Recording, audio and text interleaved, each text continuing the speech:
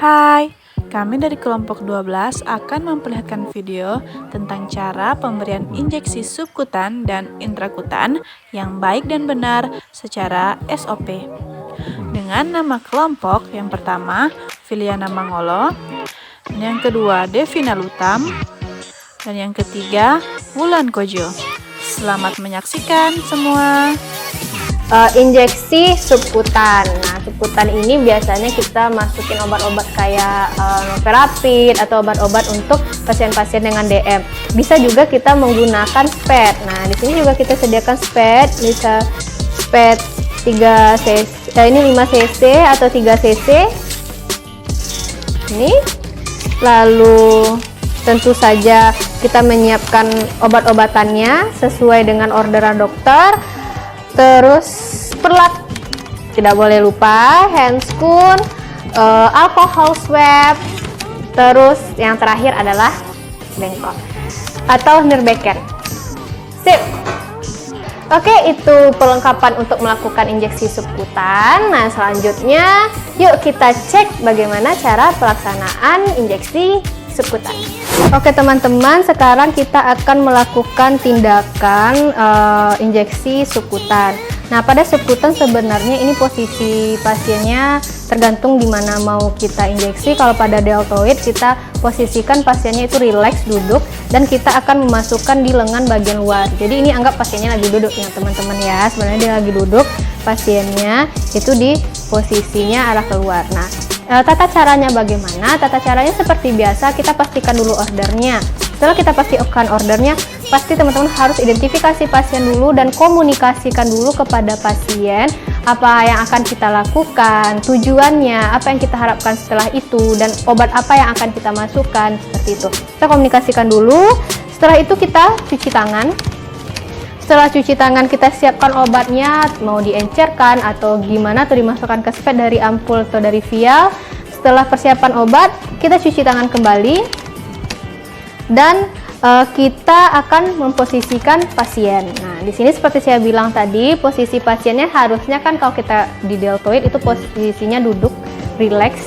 Jadi tangannya di samping pasien dan kita akan injeksi di bagian luar pada lengan. Nah, di sini kita anggap pasiennya biar mudah. Jadi kita anggap pasiennya ini sebenarnya duduk. Nah, kita akan suntikan di area deltoid di sini. Kita pasang handscoon. Handscoonnya sudah terpasang.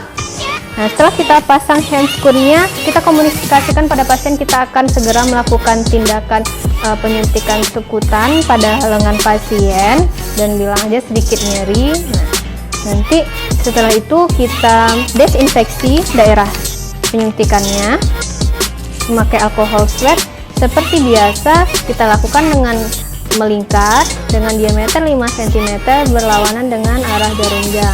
Setelah kita desinfeksi, kita akan melakukan injeksi. Di sini memang SPED-nya ada SPED 3 cc, tapi jarumnya kita ganti ya teman-teman ya, jarum khusus untuk kita melakukan SC, bukan pada jarum SPED 3 cc itu, karena SPED 3 cc jarumnya panjang. Oke, tekniknya mirip-mirip IM, cuma sudutnya 45 derajat. Nanti kita masukkan ke subkutan pasien. Kita komunikasikan dulu, kita cubit, seperti biasa kita cubit untuk mengumpulkannya. Kita masukkan dengan sudut 45 derajat. Oke, setelah masuk kita aspirasi. Nah, pada pasien nanti kita tengok pada saat aspirasi apakah ada darah atau tidak. Jika tidak ada darah berarti lokasinya sudah tepat. Lalu kita suntikan secara perlahan obat sampai obatnya habis. Nah, setelah obatnya habis kita cabut secara perlahan jarumnya. Kita cabut secara perlahan, kita buang ke safety box. Nah, kita tekan di arah penusukan itu, kita pijat secara lembut, jangan pijat keras-keras, apalagi insulin atau heparin itu jangan dipijat. Nah, setelah itu injeksi subkutannya sudah selesai. Kita tengok respon pasien, lalu kita buka handscoon. Kita buka handscoon kita bereskan peralatan. Jangan lupa cuci tangan dan dokumentasikan tindakan yang kita masuk ke tata laksana yang kedua, yaitu cara melakukan injeksi intrakutan atau IC.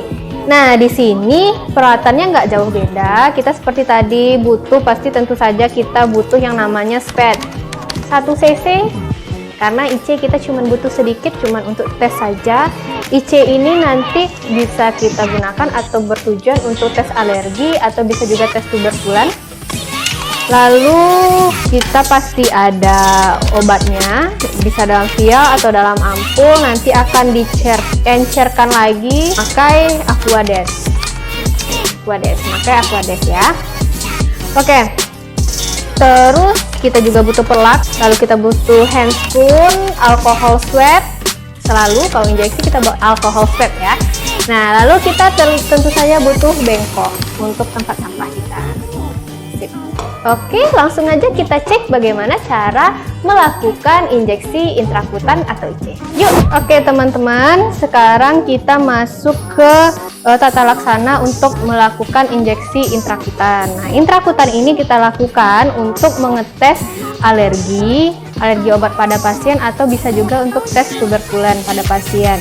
Nah, seperti biasa, sebelum kita melakukan tindakan, kita cek order dokter dulu, kita komunikasikan kepada pasien dulu, kita jelaskan tujuan tindakan kita, apa hasil yang diharapkan, apa yang dimana akan kita tusuk, dan apa aja yang akan kita gunakan kepada pasien. Setelah pasien setuju, kita ambil alat, kita cuci tangan dulu, kita ambil alat bawa dekat pasien, lalu kita identifikasi lagi pasien, lalu kita akan memilih lokasi penusukan. Nah, kita pilih lokasi penusukannya, kita pilih di area sini yang sedikit pembuluh darahnya ya, area sini.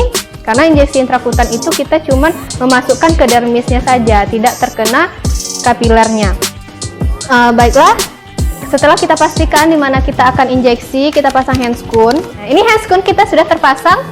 Handscoon sudah terpasang, kita akan memasukkan obat. Setelah kita pastikan tempatnya, kita akan bersihkan atau desinfeksi area untuk penusukan, area penusukannya. Nah, kita ambil sebelah sini, kita desinfeksi berlawanan arah jarum jam dengan melingkar dengan ukuran diameter desinfeksinya itu sekitar 5 cm. Nah, setelah itu kita ambil obat yang telah kita sediakan. Kita cuma dari 10 cc ini kita cuma ambil 0,1 saja untuk tes, kita cuma perlu sedikit.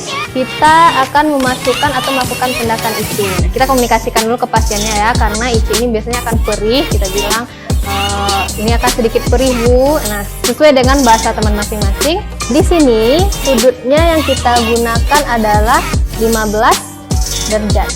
Nah, kita pilih daerah yang tidak ada perifernya, kita menghadap pasien. Oke, cuman sampai dermis saja teman-teman. Seperti ini. Setelah itu kita masukkan obatnya.